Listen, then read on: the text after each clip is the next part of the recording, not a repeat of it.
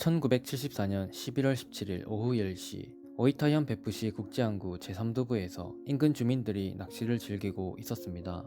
조용하던 그때 그들의 눈앞에 갑자기 나타난 차량 한 대가 그대로 바다에 빠져버렸고, 가라앉은 차량 안에서 남자 한 명이 떠올랐습니다. 남자는 도와달라며 소리쳤고, 낚시꾼들이 망을 이용하여 바다에서 건져 올리자 남자는 차 안에 아내와 딸이 있다며 도와달라고 하였죠. 오후 10시 10분에 낚시꾼 중 한 명이 경찰에 신고하였고, 경찰은 소방서와 경찰 기동대에 파견 요청을 하였습니다. 소방서에서 4명이 파견되었지만 기동대에선 밤에는 다이버가 출동할 수 없다며 아침까지 기다리란 답만하였죠. 경찰이 현장에 도착했을 땐 남자는 이미 구조되어 병원으로 이송되었고, 양손엔 경미한 찰광상 외에는 이상이 없었습니다. 한편 현장에서는 소방대원이 어선에서 닻을 이용하여 차량을 인양하려 했지만 계속 실패하였죠. 결국 보다 못한 구경꾼 중 한 명이 아는 사람에게 연락하여 다이버를 섭외하였고, 경찰이 요청한 민간 크레인 차량이 현장에 도착하여 다이버가 위치를 파악하고 로프를 걸어 인양에 성공하였죠. 차량 내부에는 아내와 두 딸이 싸늘한 주검으로 발견되었고, 차량의 앞유리는 완전히 깨진 상태였습니다. 사건 당일 강력계장은 남자가 이송된 병원으로 찾아가 사정을 들었고, 다음날 출두를 요구하였죠. 다음 날인 11월 18일 출두한 남자는 다음과 같이 그날의 상황을 이야기했습니다. 사고 당일인 일요일에 예전부터 계획한 칸몬교의 야경을 보러 오후 1시쯤 수험 공부 중인 장남을 제외하고 아내와 두 딸과 향했어요. 키타큐슈 모지에서 저녁 식사를 하였고, 귀갓길에는 아내가 운전하겠다 하여 돌아가던 중 오이타 시내에 들어갈 무렵 아내가 백부항의 야경을 보자 하여 가던 중이었죠. 자신은 옆에서 눈을 잠깐 붙이고 있었는데 아내의 외마디 비명 소리가 났고, 그 직후에 눈을 떠보니 바다에 차가 빠져 있었고 깨진 앞유리로 탈출하였다고 하였죠. 사건 당일 신고를 받고 달려온 경찰은 현장에 브레이크 흔적도 없었고, 목격자 진술, 너무나 침착한 그의 태도와 수천만 엔의 보험이 있다고 스스로 말하는 등 위화감을 느낀 그들은 조사를 하게 됩니다. 남자의 이름은 아라키 토라미로 1927년 3월 9일 오이타현에서 부유한 농가에서 태어나 1947년 이웃 마을의 여자와 결혼하고 중학교 대용 교원이 되었습니다.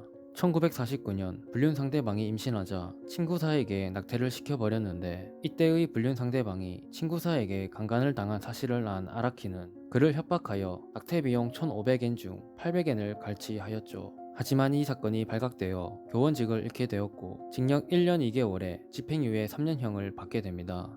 이후 1950년 베푸시에서 정육점을 열었는데 가게에서 불이 나게 되었고, 화재보험금 16만 2,500엔을 수령하게 됩니다. 하지만 화재 2주 전에 보험에 가입한 이력과 목격자의 진술 등 방화보험금 사기죄로 징역 8년형을 선고받았습니다. 5년 반 만에 가석방되어 나온 그는 부동산업을 시작했는데 1966년 공문서 위조 및 행사죄로 징역 1년 6개월에 집행유예 5년형을, 1967년에는 부동산 공동경영자의 아내와 불륜에 얽혀 부녀폭행, 상해, 협박죄로 징역 3년 6개월의 형을 선고받고 복역하였습니다. 1972년 11월 미야자키 감옥에서 출소했던 그는 1973년 공갈미수 사건으로 상고 중 보석으로 풀려나온 상태였죠. 첫 아내와는 화재보험 사기 재판 중 불리한 진술을 했다며 이혼하게 되었고, 1972년 출소하고 결혼 소개소에서 현재의 아내를 소개받아 1년간의 교제 끝에 재혼하여 1974년 8월 1일에 호적에 올리게 되었죠. 경찰은 그의 진술과 전과를 보아 심상치 않다고 여겼는데요. 조사 결과 그의 말대로 수천만 엔 이상의 보험도 사실로 밝혀졌습니다. 그는 1973년 6월부터 여러 보험회사에 스스로 찾아가 보험 상담을 받고 자동차 상해보험에 가입하였죠. 결혼 직전인 1974년 7월에는 다시 보험회사를 찾아 보험 상담을 받고 9월 2일부터 가족들 앞으로만 여러 보험에 가입하였습니다. 아라키는 상담할 때 피보험자가 사망했을 경우에 관한 질문을 반복하였고, 보험사는 아이가 피보험자이기에 저축형 보험을 추천했지만 모두 보장형으로 상해재해 보험만 가입하였죠. 보험료의 지불 방식은 다양했지만 월 평균 13만엔으로, 이는 당시 공무원 초임금의 2개월 분이었죠. 피보험자가 사망하게 된다면 받게 될 보험금이 무려 3억 1천만엔으로, 아라키는 1억 4,600만엔, 그의 조카가 1억 4천만엔, 장남이 2,300만엔을 받게 되는 것이었죠. 추후 조사에서는 재혼 후에도 이전과 마찬가지로 별거를 계속하였고, 이웃 주민과 아내의 직장 동료들도 재혼한 것을 모르고 있었는데요. 결혼 후에도 아내 이외에 3명과 교제를 하고 있었고 그 중에는 꽤 깊은 관계를 맺고 있는 상대도 있었습니다. 차량 검증 결과 앞유리가 완전히 파손되어 있었고 안전벨트는 운전석에만 장착되어 있었으며 조수석 앞 글러브 박스 안에 망치가 있었습니다. 경찰은 위장 결혼에 의한 보험금 살인으로 보아 수사를 진행하지만 상황 증거뿐 직접 증거는 없어 어려움을 겪고 있었죠. 한편 아라키는 언론 인터뷰에서 적극적으로 결백을 주장하였는데요. 보험은 아이들의 학비를 위해서 동거하지 않은 것은 아이들에 대한 배려라고 하였고 형사 문제가 아닌 사생활의 범주이며 경찰이 고액의 보험금을 질투하고 있다며 자신의 연봉은 700만 엔이며 매달 13만 엔의 보험료는 아무것도 아니고 우연히 자신이 살았을 뿐 계획된 것도 아니다고 하였죠. 12월 11일 아라키는 당시 인기 TV 프로그램에 출연하여 자신의 결백을 주장했지만 게스트로 출연한 추리 작가들이 모순점을 지적하자 화를 내며 스튜디오에서 퇴장하였습니다.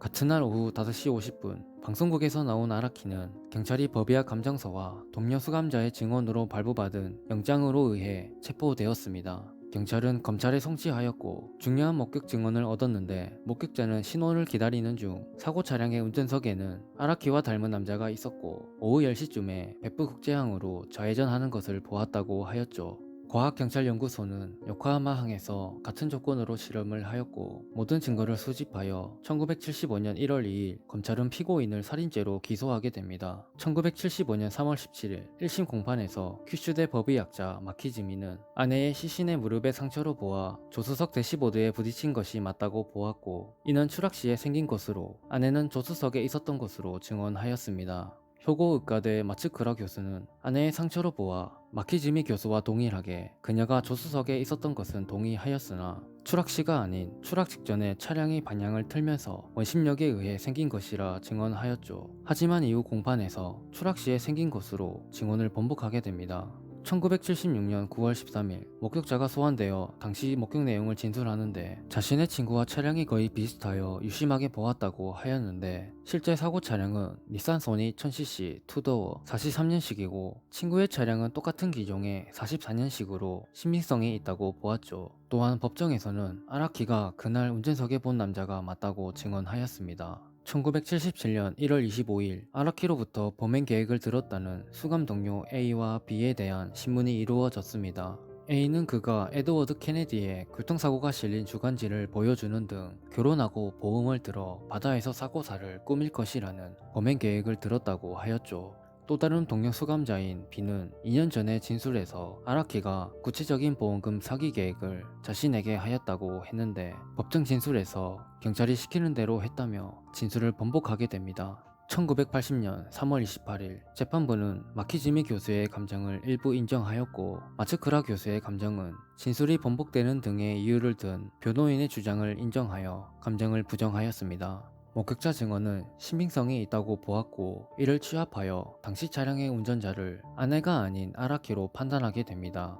동료 수감자 중 A의 증언은 신빙성이 있다고 보았고 B의 번복된 증언을 부정하고 당초하였던 진술 조서를 인정하여 보험 계약과 보험 내용, 사건 전후의 상황과 행동을 보아 보험 사기 계획성을 인정하였습니다. 마지막으로 재판부는 매우 악의적인 범행이며 반성의 태도가 없어 극형을 면할 수 없다며 사형을 선고하였습니다. 아라키는 당일 항소하였고 방대한 양의 재판 기록 때문에 항소심의 첫 공판은 1년 뒤인 1981년 5월 21일에 열렸죠. 이날 변호인은 추가 감정과 추가 실험을 요구하였고 1심 재판의 판단을 비판하는 등 무죄를 주장하였는데요. 검찰은 근거 없는 비판이며 모자 가정을 몰색하여 결혼한 것과 다에게 보험에 관해서는 어떠한 주장이나 변명이 없었다라는 것을 들며 반박하였죠. 이후 세이케이 대학 에모리 교수의 감정을 의뢰하여 추가 실험을 진행하였습니다. 감정 결과 에머리 교수는 차량의 낙하로 인해 앞유리가 깨지진 않았고 사고 차량의 상태로 보아